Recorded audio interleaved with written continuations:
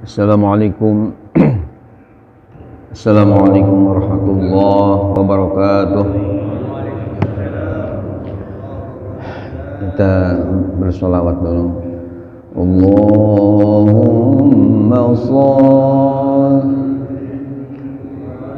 sallim ala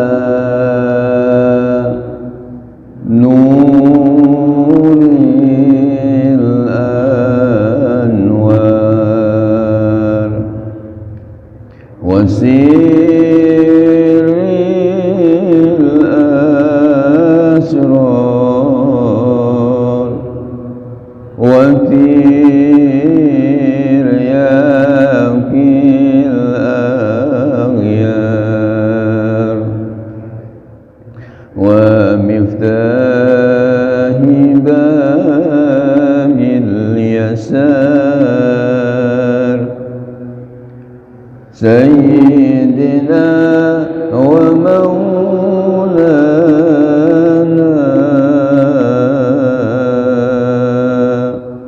Muhammadinil Mukhtar wa alihil athhar wa ashabihil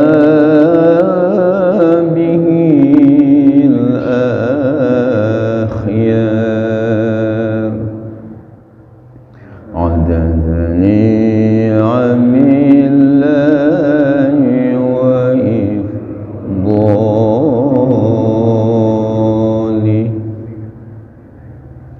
Allahumma salli wa sallim ala Sayyidina wa maulana Muhammad adada ma fi ilmillah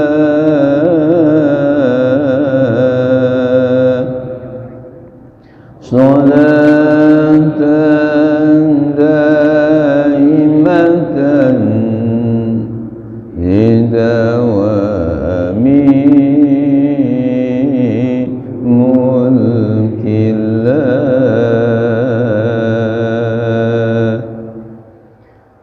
Alhamdulillah, alhamdulillahilladzi anzala al-Qur'an hudan linnas wa bayyinatin minal huda wal furqan. Shalatu wassalamu ala sayyidi waladi adnan sayyidina Muhammad wa ala alihi wa ashabihi zawil fadli wal irfan, amma ba'd. Sama-sama kita hormati Ketua DKM Masjid Jami Baitur Rahman Alfi Al-Fadil dan Haji Saifuddin MPD Wahullah, juga Dr. Kiai Haji Muhammad Komarudin MA, orang tua kita Bapak Salamullah Hayat, para asatiz, para hujjaj, hadirin hadirat yang dimuliakan Allah. Alhamdulillah, syukurillah, ba'da subuh kali ini kita masih melanjutkan kajian tafsir kita, di mana kita akan kaji hari ini surah Yunus ayat 34. Sebelumnya kita membaca umar kitab surah Al-Fatihah, mudah-mudahan barokah ya surah Al-Fatihah, ilmu yang kita kaji penuh manfaat dan keberkahan dari Allah Subhanahu wa Ta'ala. Mudah-mudahan ilmu guru-guru kita juga yang telah mengajarkan kita, mereka juga dengan ilmin yuntafa'u bihnya bisa mendapatkan manfaat juga pahala dari kita semua yang kita ajarkan dan kita kaji. Yang kurang sehat, baik yang ada di sini di rumah sakit, kita doakan mudah-mudahan diangkat segala penyakitnya oleh Allah Subhanahu wa Ta'ala. Yang meninggal dunia, ya, saya baru saja mendengar atau membaca ya WA bahwa ada salah seorang ketua MUI, ya ketua MUI Kelurahan Sukamaju, namanya Kiai Zainuddin ya, meninggal dunia pada malam tadi. Kita doakan mudah-mudahan beliau min ahlil khair, min ahli jannah, amin ya Allah ya rabbal alamin. Yang sedang belajar putra-putri kita, juga cucu-cucu kita, santri-santri kita, jamaah kita, mudah-mudahan sukses belajarnya. Yang sedang ada kesusahan, Allah angkat segala kesusahan. Yang banyak utang, mudah-mudahan cepat kebayar utangnya. Dan yang sedang berjuang di jalan Allah untuk pesantrennya, madrasahnya, sekolahnya, dan pondok pesantren, masjidnya, mudah-mudahan perjuangan dimudahkan oleh Allah Subhanahu wa Ta'ala. Segala musibah mudah-mudahan dijauhkan oleh Allah Subhanahu wa Ta'ala, dan negeri kita betul-betul baldah thayyibah wa rabbun ghafur bi barakatil Quran. Al-Fatihah. A'udzu billahi minasyaitonir rajim. Bismillahirrahmanirrahim. Alhamdulillahirabbil alamin. Ar-Rahmanir Rahim. Maliki yaumiddin. Iyyaka na'budu wa iyyaka nasta'in. Ihdinas siratal mustaqim. Siratal ladzina an'amta 'alaihim ghairil maghdubi 'alaihim waladdallin. Amin ya Allah ya rabbal alamin. Mari kita buka surah Yunus ayatnya, ayat 34. Qul hal. Diikuti oleh semua supaya setiap huruf yang kita baca minimal 10 pahala dari Allah Subhanahu wa Ta'ala yang kita akan raih. A'udzu billahi minasyaitonir rajim.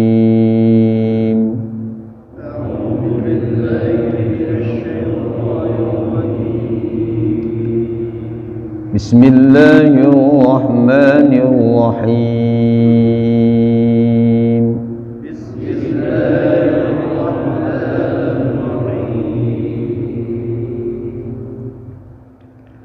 Qul hal min syurakaikum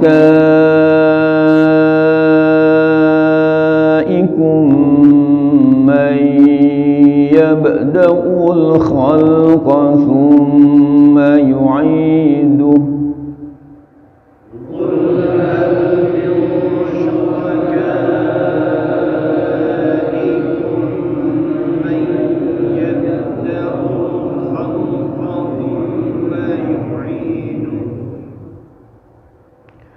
Qulillahu yabda'ul khalqa thumma yu'iduhu fa anna tu'fakun. Qulillahu yabda'ul khalqa thumma yu'iduhu fa anna tu'fakun. Qul hal min syurakaikum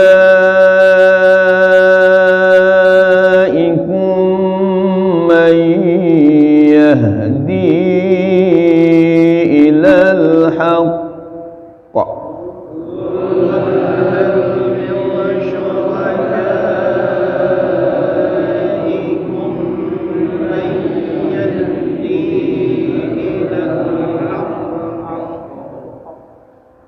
Qulillahu yahdi lil haqq. Qulillahu yahdi lil haqq. Afaman yahdi ilal haqqi ahaqqu an yuttaba'a amman la yahdi illa an yuhda.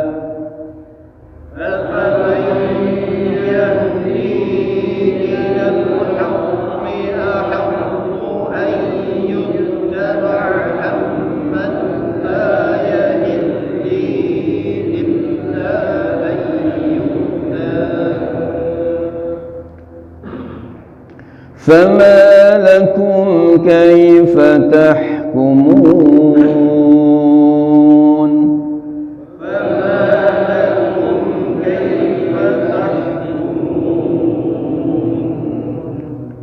وما يتبع أكثرهم إلا ظنا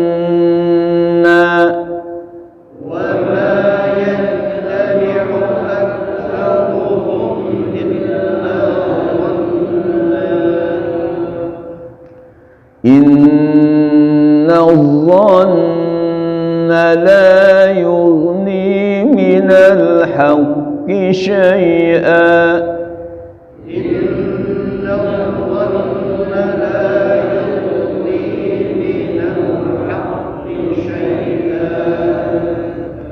إن الله عليم بما يفعلون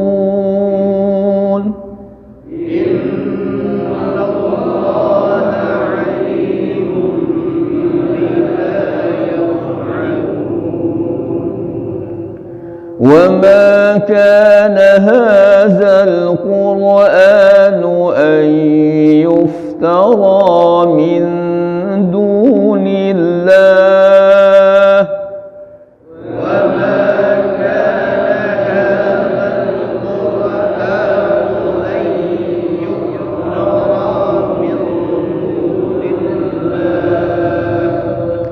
أن يفترى من دون الله ولكن تصديق الذي بين يديه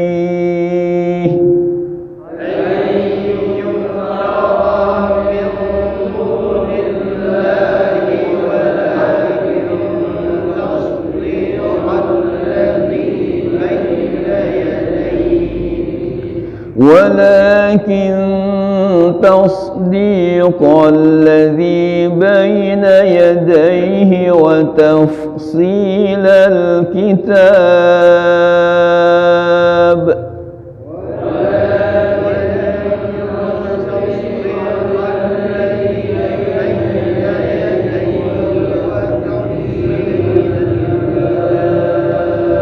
وتفصيل الكتاب لا ريب فيه من رب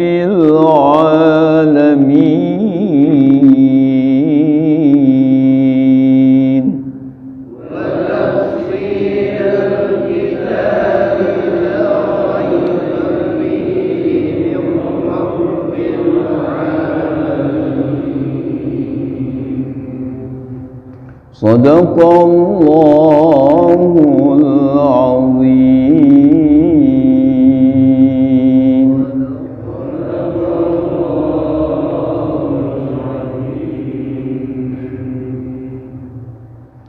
أعوذ بالله من الشيطان الرجيم. بسم الله الرحمن الرحيم.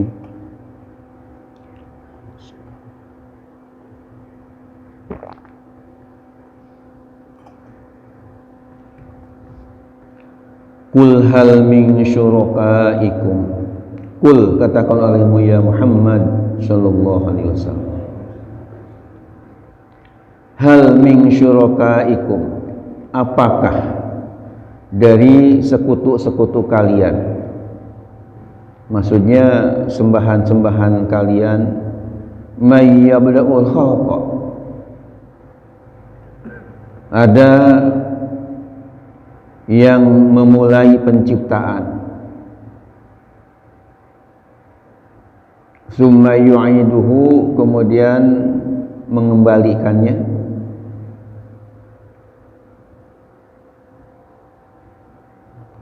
qulillahu, katakan olehmu ya Muhammad sallallahu alaihi wasallam, Allahu, Allah lah, yabda'ul khalqa, yang memulai al-khalqa, penciptaan,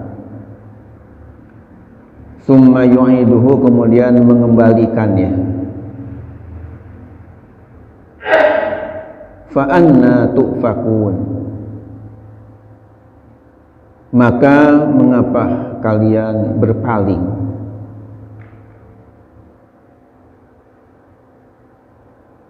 tusrifun kalian berpaling an ibadatihi dari beribadah kepada Allah, ma'a qiyamid dalili beserta tegaknya dalil.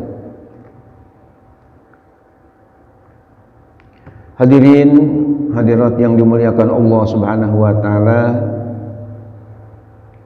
mari kita tadabburi ayat ini. Ayat ini menjelaskan kepada kita bahwa Nabi kita Muhammad sallallahu alaihi wasallam diminta oleh Allah Subhanahu wa taala untuk mengatakan kepada kaum-kaum musyrikin dengan firman-Nya qul, dari qala yaqulu, qul, ucapkanlah, katakanlah.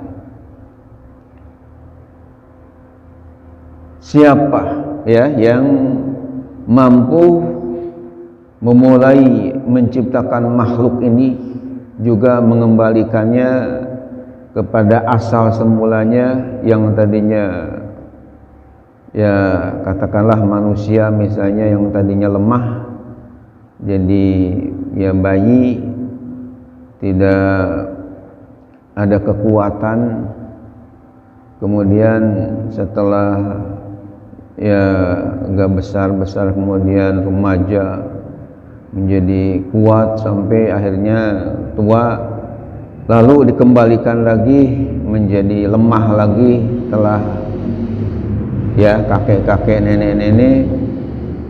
Ini semuanya yang mampu seperti ini siapa?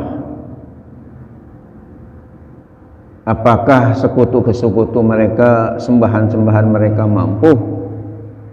Kemudian Allah menjelaskan lagi, qulillah, katakan olehmu ya Muhammad, sebenarnya Allah lah yabda'ul khalqa tsumma yu'id, memulai penciptaan kemudian mengembalikan lagi ke awal penciptaannya. Fa anna tufakun, ya, kenapa mereka ini berpaling, enggak mau beribadah kepada Allah, padahal dalil petunjuk tentang hal itu sudah jelas dan nyata. Allahu Rabbul Alamin, Tuhanlah, Allah lah Tuhan semesta alam, yang harusnya beribadah kepada Allah semata.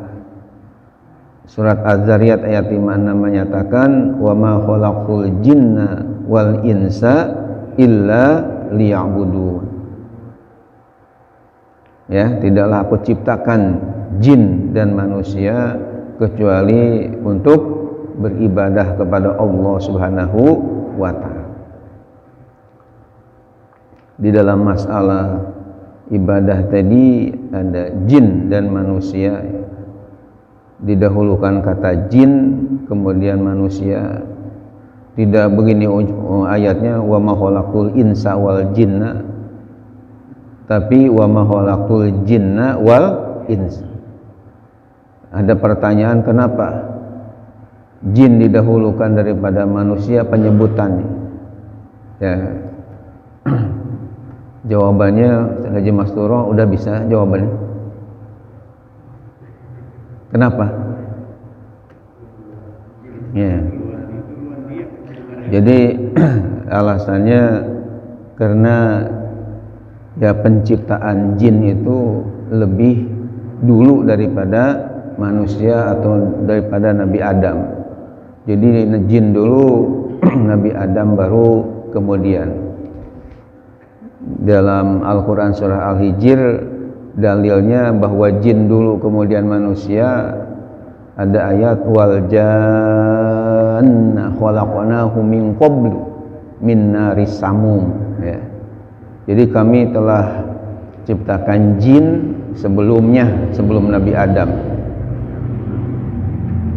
ciptakan dari api, ya. Jadi karena jin itu penciptaannya lebih duluan daripada manusia, maka didahulukan kata-kata jin daripada manusia. Bukan karena jin lebih mulia daripada manusia. Karena dalam Al-Quran manusialah yang lebih mulia, ya.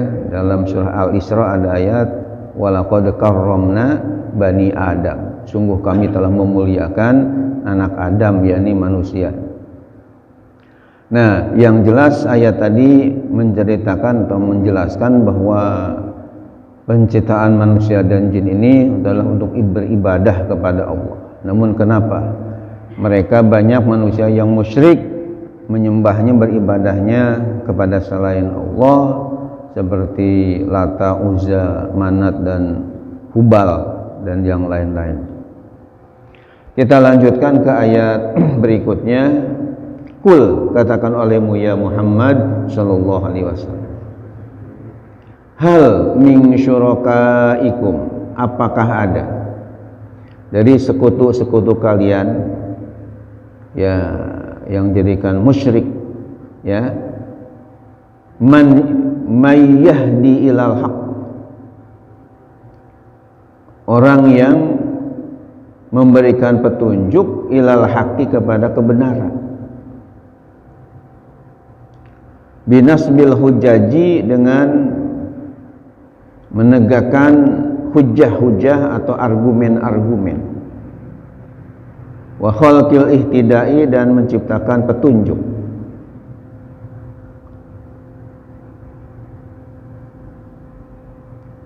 Qulillahu, katakan olehmu ya Muhammad sallallahu alaihi wasallam, Allahu Allah, yahdi lil haqqi, yang memberi petunjuk kepada kebenaran.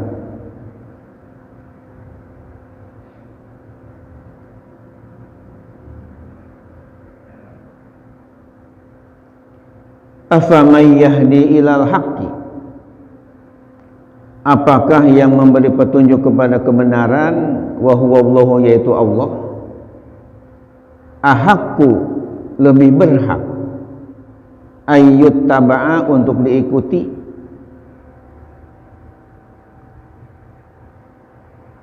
ammal la yahiddi ayah tadi, atau yang tidak memberi petunjuk,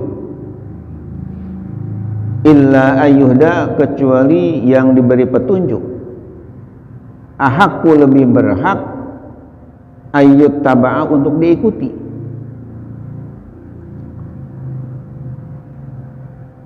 Istifhamu takririn, istifham untuk menjelaskan, wa tawbihin, dan mencela.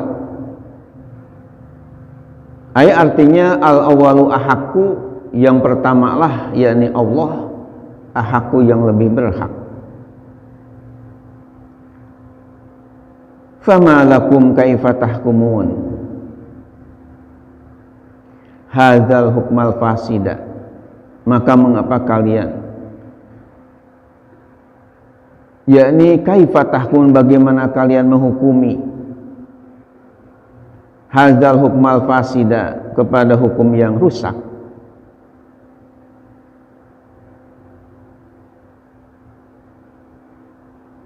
Min ittiba'i ma la yahiqu, daripada mengikuti sesuatu yang tidak berhak ittiba'ahu, untuk diikutinya. Hadirin yang dimuliakan oleh Allah Subhanahu wa taala, ayat ini pun menjelaskan kepada kita bahwa Nabi kita Muhammad sallallahu alaihi wasallam disuruh mengatakan kepada kaum-kaum musyrikin bahwa sebenarnya siapa yang memberi petunjuk kepada jalan kebenaran, apakah Allah, apakah sembahan-sembahan mereka, sehingga harus diikuti. Ya tentunya jawabannya adalah Allah Subhanahu wa ta'ala. Sehingga kalau sembahan-sembahan itu yang diikuti, jelas ini adalah keputusan yang rusak, karena mengikuti sesuatu yang tidak hak untuk diikuti, yakni berhala-berhala tadi yang la yanfa' wa la yadur, tidak memberi manfaat dan tidak bisa memberi madarat pula. Hadirin yang dimuliakan oleh Allah Subhanahu wa taala, di dalam ayat 35 surah Yunus ini ada mungkin lafaz yang unik, ya, yang perlu sedikit diperjelas, yaitu pada lafaz yahiddi. Allah ya, ammal la yahiddi. Karena waktu saya memberikan kajian di rumah Syekh Iqbal di Depok, Jalan Dahlia 7. Bahkan malam tadi juga kita adakan kajian fikih ya. Ada seorang ustadz namanya Pak Ustadz Haji Fatoni dari Depok itu bertanya bahwa bagaimana katanya Pak Kiai kaitan dengan lafaz yahiddi dalam surah Yunus. Wazannya itu apa? Karena agak ya unik lah kata yahiddi. Bapak dan hadirin yang dimuliakan oleh Allah Subhanahu wa taala, di dalam kitab tafsir Al-Jalalain ini hanya ditafsirkan, dijelaskan dengan yahiddi ini yah tadi. Yahiddi bermakna yah tadi, yakni punya arti yah tadi, mendapatkan ya petunjuk.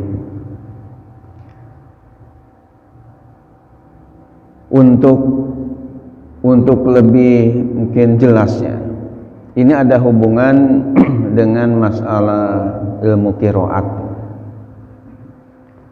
Sebagai informasi bahwa saya dari sekian kitab ilmu qiraat ini, tidak kurang 14 kitab saya punya, ada sebuah kitab yang bagus yang saya miliki, judulnya Hujjatul Qiraat, argumen ilmu qiraat, yang dikarang oleh imam namanya Ibnu Zanjalah dan diberi tahqiq edit oleh Said Al-Afghani namanya. Di dalam kitab ini dijelaskan halamannya, halaman 332, bahwa mengenai bacaan ammal la yahiddi, yahiddi ini sebenarnya bacaan hanya dibaca oleh imam qira'a Hafsun, hanya imam Hafiz.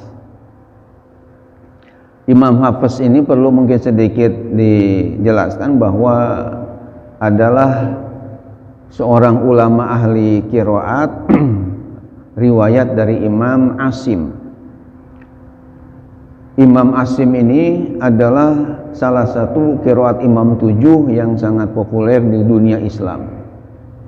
Yang 7 itu kan yang pertama Imam Nafi, yang kedua Imam Ibnu Katsir, yang ketiga Imam Abu Amr, yang keempat Imam Ibnu Amir, yang kelima Imam Hamzah, yang keenam Imam Asim, dan yang ketujuh Imam Ali Al-Kisai. Itu namanya qiraat sab'ah atau qiraat Imam 7. Nah, Imam Asim ini punya rawi ya. Jadi punya murid yang paling populer adalah 2 orang. Yang pertama Imam Hafiz dan yang kedua Imam Syu'bah. Ternyata dari 2 rawi dari Imam Asim ini tidak sama bacaannya. Imam Hafiz ya membacanya ammal la yahiddi, tapi Imam Syu'bah membacanya ammal la yihiddi. Jadi ya-nya justru ya kasrohkan, bukan difathahkan kalau Imam Syu'bah. Imam Syu'bah sendiri, kalau bapak-bapak ingin tahu bedanya antara qiraat Imam Asim, riwayat Imam Hafiz yang biasa kita sehari-hari baca, dengan qiraat Imam Asim, riwayat Imam Syu'bah, bedanya bacaannya bagaimana, itu ada kitab khusus ya. Ketika saya jalan-jalan di Madinah pada tahun yang lalu sebelum Covid itu, ada ketemu dengan sebuah kitab, judulnya adalah Ar-Riyash fi qiraati Syu'bah bin Ayyash. Jadi Syu'bah ini punya bapak namanya Ayyash. Jadi Ar-Riyash fi qiraati Syu'bah bin Ayyash. Di situ dijelaskan perbedaan mengenai bagaimana Imam Hafs dan Imam Syu'bah. Sementara ulama-ulama Al-Baqun yang lainnya banyak membaca dengan Yahdi, bukan Yahidi. Ini ada keterangannya. Mungkin di antara Bapak ada yang bertanya pula, kenapa ini bacanya Yahidi, asalnya bagaimana? Jadi rupanya di dalam kitab ini dijelaskan bahwa Yahidi itu sendiri asal lafadznya adalah yahtadi, ya, fi'il mudhari, dari ihtada yahtadi. Kok yahtadi bisa jadi Yahidi bagaimana? Ya, jadi setelah yahtadi ini tak dengan dalnya ini diidghamkan itu artinya dimasukkan kepada dal, akhirnya dikasih syiddah karena kan taknya masuk ke dal. Setelah diidghamkan, yang tadinya yahtadi menjadi yahdi, kan taknya hilang, ya, jadi yahdi. Setelah yahdi ini di situ ada ya sukun, yakni haknya, dan di sesudah sukun ada kasroh. Ini kalau enggak diberi harokat sukunnya berat sekali. Amala yahdi. Sementara ada kaidah al-harfus sakin idza hurika bil kasroh, huruf sukun apabila diberi harokat dengan kasroh, maka akhirnya haknya tadi yang tadinya sukun menjadi dikasrohkan menjadi yahiddi. Itu penjelasannya kaitan dengan lafaz tadinya yahtadi menjadi yahiddi. Kita lanjutkan, wa ma yattabi'u aktsaruhum, dan tidaklah mengikuti aksaruhum kebanyakan mereka fi ibadatil asnam dalam menyembah berhala-berhala itu illa dhanna, kecuali hanya dugaan saja. Haitsu qalladu, di mana mereka hanya mengikuti fihi padanya abaahum, kepada bapak-bapak mereka, nenek moyang mereka. Inna dhanna, sesungguhnya dugaan itu la yugni minal haqqi syai'a, tidak mencukupi daripada kebenaran sedikit pun. Fimal matlubu, pada sesuatu yang dicari, minhu darinya al ilmu, pengetahuan. Innallaha, sungguhnya Allah, alimun, maha mengetahui, bima yaf'alun, dengan apa yang mereka perbuat. Fayujazihim, maka Allah akan membalas kepada mereka alaihi, atasnya. Yang kita pahami dari ayat ini, kebanyakan para musyrikin menyembah berhala itu hanya ikut-ikutan kepada orang tuanya saja, nenek moyangnya saja, tidak berdasarkan ilmu. Padahal Allah Maha mengetahui kepada mereka dan akan membalas kepada perbuatan yang buruk tersebut. Kita lanjutkan, wa ma kana hadzal qur'anu ayyuftara, dan tidak ada hadzal Quran ini ayyuftara, untuk dibuat-buat. Ay iftiraan, artinya diada-adakan, rekayasa, iftira, ya, min dunillah, dari selain Allah. Ay ghairihi, artinya selain Allah. Walakin, akan tetapi, unzila, Al-Quran diturunkan tasdiqal ladzi baina yadayhi minal kutubi, sebagai pembenaran kepada kitab-kitab yang ada sebelumnya, minal kutubi, dari kitab-kitab suci yang Allah turunkan. Wa tafsilal kitabi, dan sebagai penjelasan, rincian dari kitab suci. Ai tabyina ma katabahullah, memperjelas apa yang Allah telah tulis minal ahkami, ya, daripada hukum-hukum wa ghairiha dan yang lainnya. La raiba fih, la raiba ay la syakka, tidak ada keraguan fih di dalamnya.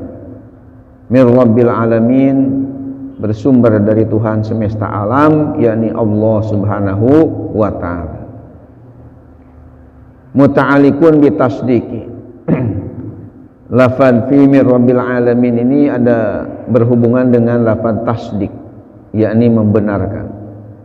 Au bi unzila, atau dengan lafad unzila al-mahzub yang dibuang. Wa quri'a, dan dibaca birof'i, dengan birof'in dengan rofa, yakni tasdiku. Wa tafsilu bitakdiri huwa, dengan menakdirkan lafad huwa. Jadi ada mubtada yang dibuang, huwa tasdiku, huwa tafsilu, bukan tasdiko dan wa tafsila, tapi ada qiraat yang lain merupakan kopnya dan lamnya, yakni tasdiku dan tafsil. Hadirin yang dimuliakan oleh Allah Subhanahu wa ta'ala, inti daripada ayat ini menjelaskan kepada kita Al-Quranul Karim bukanlah merupakan rekayasa dari seseorang atau dari Nabi kita Muhammad sallallahu alaihi wasallam, akan tapi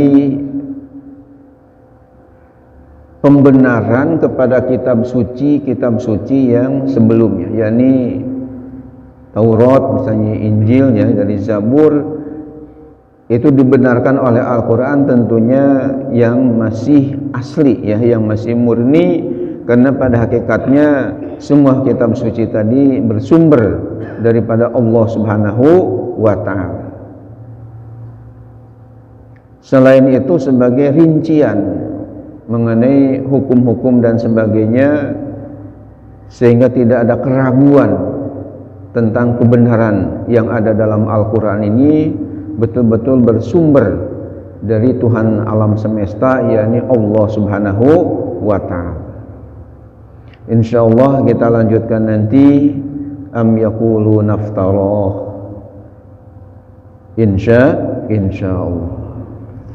Hadirin yang dimuliakan Allah, sebelum diakhiri dengan doa, barangkali ada hal-hal yang perlu kita muzakarahkan, diskusikan tentang keagamaan ini untuk menambah wawasan kita. Amin, persilahkan. Siapa dulu? Jadi ada Pak Ustadz Ganib dulu, baru Pak Ali Hasan ya. Karena Pak Ganib belum nanya lagi nih. Jadi sekarang Bang mau bertanya, silahkan. Assalamualaikum warahmatullahi wabarakatuh. Waalaikumsalam warahmatullahi wabarakatuh. Saya ingin menanyakan masalah puasa Ayyamul Bid. Puasa apa? Puasa Ayyamul Bid. Ayyamul Bid. Ya, itu kan ada 13, 14, 15. Nah, sekarang ini kan kalau 13 itu hari Pastek ya. Apakah boleh dibaca 14, 15, 16? Jadi mengenai masalah puasa di Ayyamul Bid ini. Ya, kan 13, 14, 15. Nah, kalau Ya. 13 sekarang ini kan hari Pastek, kan nggak boleh puasa ya. Apakah itu boleh dikerjakan 14, 15, 16? Jadi dilonceng kita 14. 15, 16. Ya. Apakah boleh dikerjakan? Karena ada kaitan dengan hari tasyrik tadi. Yang 13 kan nggak boleh puasa. Ya. Baik, kalau Pak Ali Hasan pertanyaannya. Assalamualaikum warahmatullahi wabarakatuh. Waalaikumsalam warahmatullahi wabarakatuh. Ini kan kebanyakan di antara masyarakat kita itu kalau malam Jumat itu yang dibacakan Yasin ya. Ya. Banyak, hampir seluruhnya ya.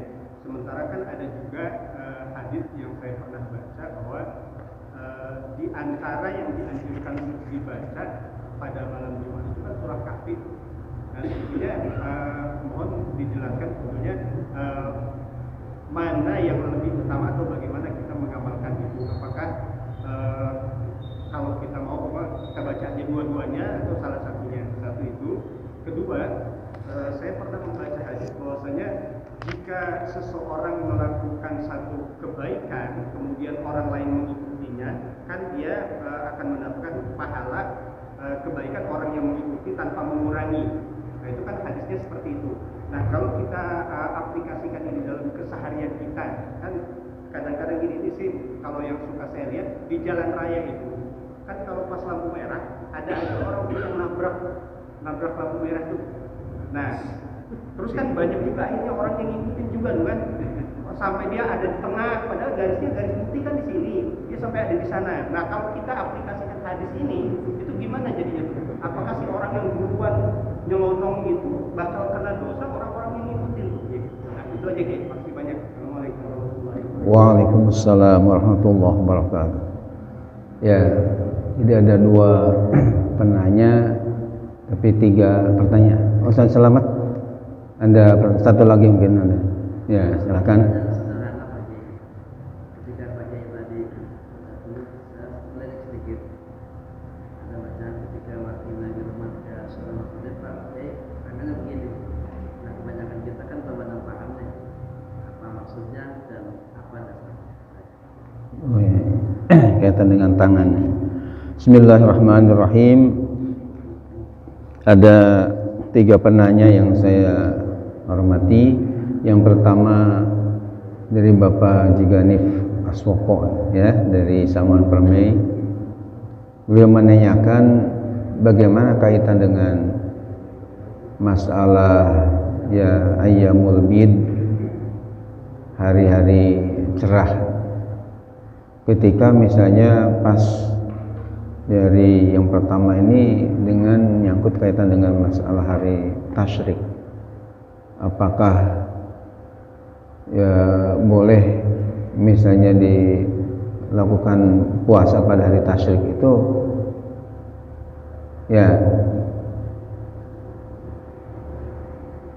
karena hari tasyrik ini dilarang ya, diharamkan untuk berpuasa. Dikatakan dalam hadis ayyamu tasyrik ayyamu aklin wa syurbin, hari-hari tasyrik ini hari-hari untuk makan dan minum, dalam arti tidak untuk puasa ya, maka tidak boleh kita berpuasa tentunya di hari tasyrik, baik bagi yang kaitan dengan ayyamul bid tadi maupun orang yang istilahnya puasa Nabi Dawud alaihissalam yang sehari puasa sehari batal, sehari tidak, sehari puasa sehari tidak, selang-seling istilahnya.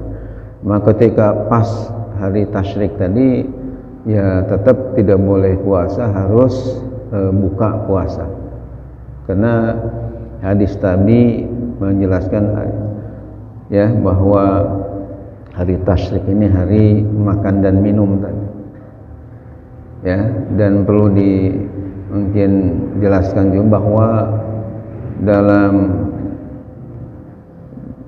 setahun ini ada 5 hari yang diharamkan untuk berpuasa dalam setahun. Yang pertama pada Idul Fitri dan Idul Adha.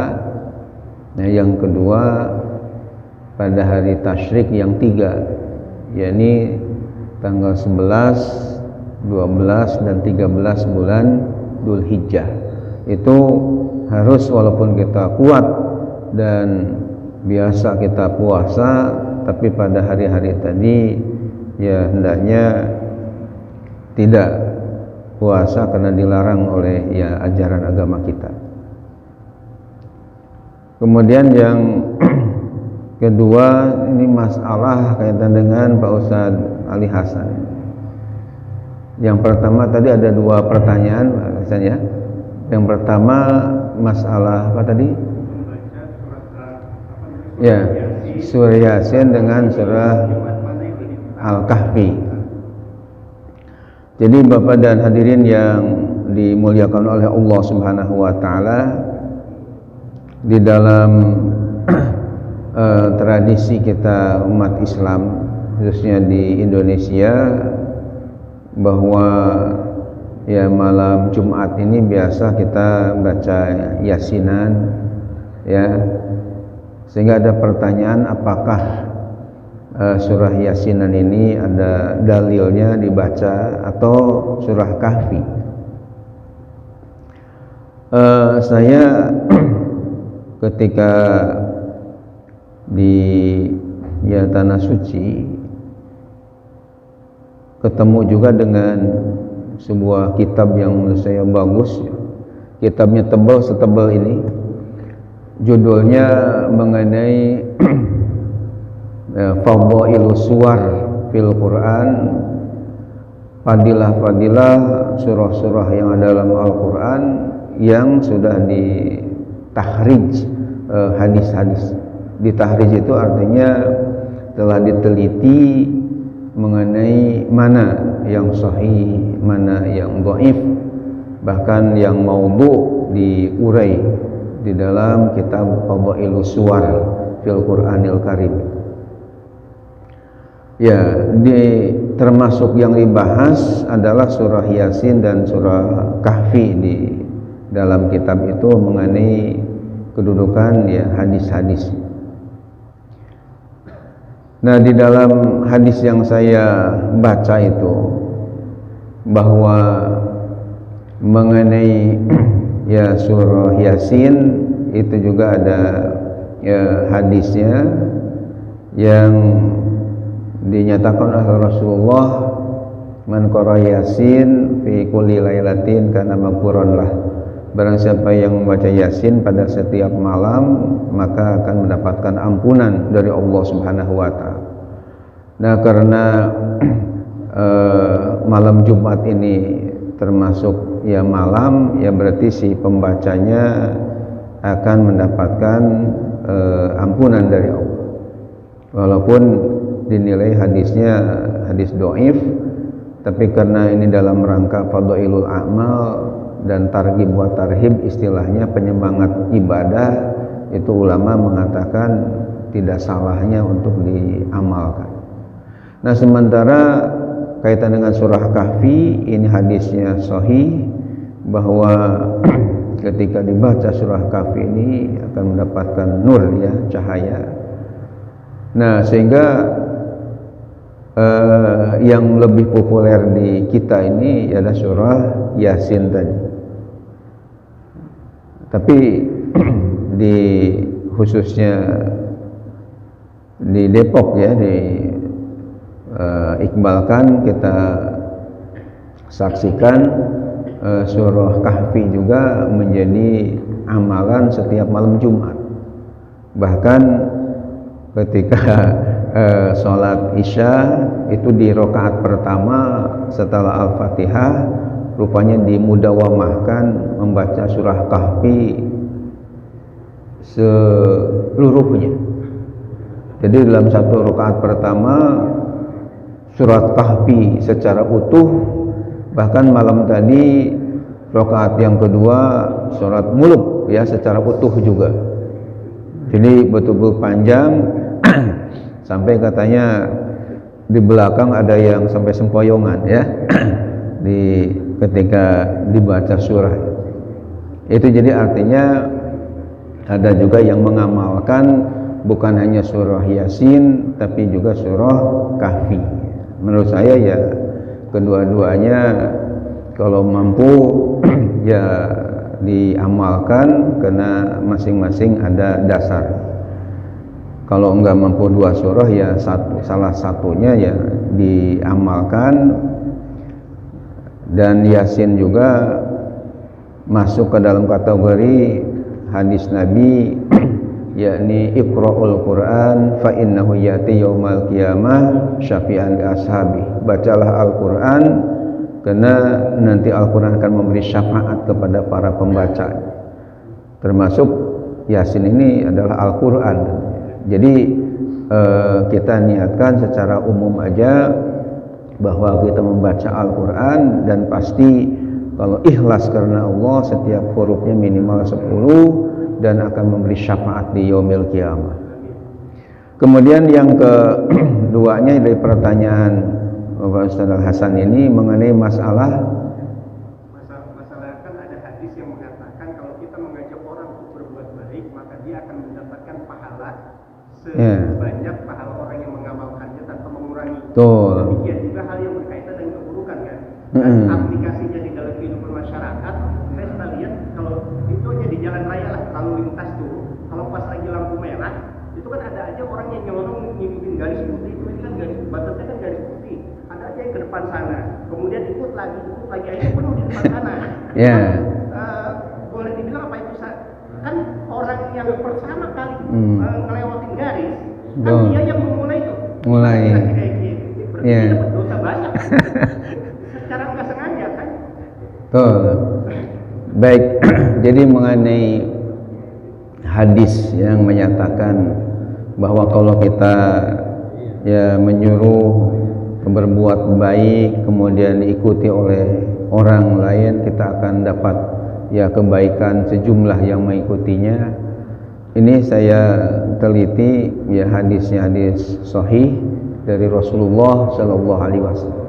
Mungkin bunyi hadisnya yang saya hafal adalah man da'a ila hudan kana ahli minal ajri mislu ujuri man tabi'ah la yanqusu min ujurihim syai'an wa man da'a ila dhalalah kana ahli minal ismi mislu athami man tabi'ah la yanqusu min ujurihim min athamihim syai'an.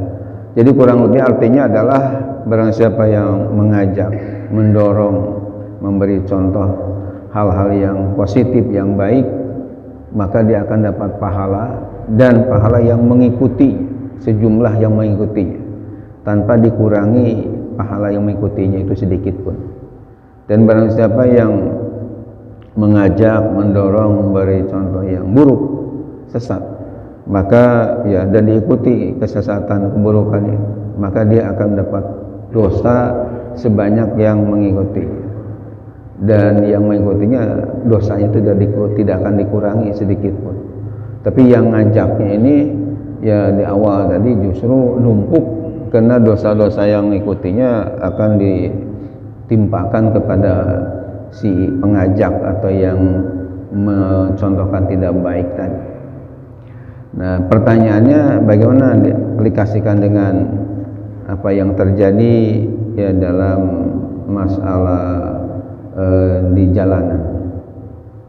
Nah, saya kira ini juga ada bisa dihubungkan dengan itu. Kenapa? Karena masalah semacam trafik lampu merah, hijau dan kuning biasanya. Ini tentunya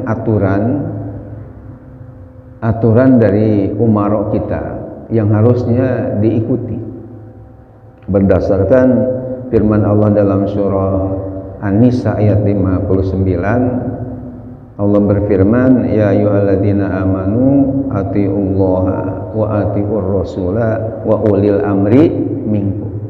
Jadi ulil amri di sini adalah penguasa di antara. Nah, pemerintah mengatur jalan tadi ini saya kira bagus untuk apa? Untuk supaya tertib lalu lintas, karena kalau nggak diatur ada kekhawatiran akan terjadi tabrakan, akan terjadi kecelakaan yang tentunya ini bahaya. Allah sendiri dalam Al-Quran surah Al-Baqarah berfirman, wala tulqu biaidikum ila tahlukah. Janganlah menjerumuskan diri kalian kepada kebinasaan. Artinya jangan sampai kita celaka. Di dalam hadis Nabi kita Muhammad SAW bersabda, la dororo wala diroro. Di hadis Arba'in Nawawiyah ada, di Riyadhus Shalihin juga ada. La dororo wala diroro. Jangan berbuat madorot kepada untuk diri sendiri, juga membuat madorot kepada orang lain. Di dalam kaidah usul fikih dikemukakan ad-darar yuzal, ad-dararu yuzalu. Setiap yang membuat akan madorot itu akan bahaya, yuzal hendaknya disingkirkan, dijauhkan. Nah, aturan-aturan tadi supaya kita selamat supaya kita tidak ada bahaya, maka hendaknya ini diikuti.